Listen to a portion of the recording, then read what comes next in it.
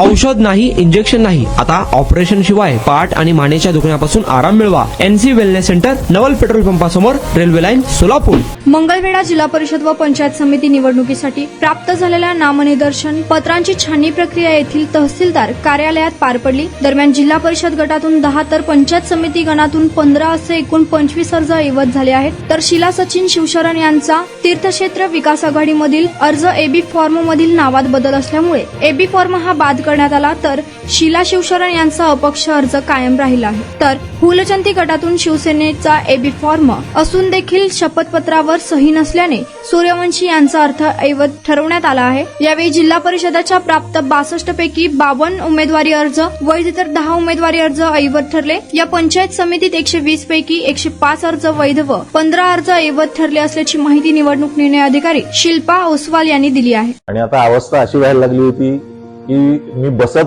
किंवा उभं राहत नव्हतो, तर जास्तीत जास्त झोपून राहायचा प्रयत्न करायचो. सलगपणे आपण एखादं काम करायला लागलो की बॅकमध्ये पेन येतोय.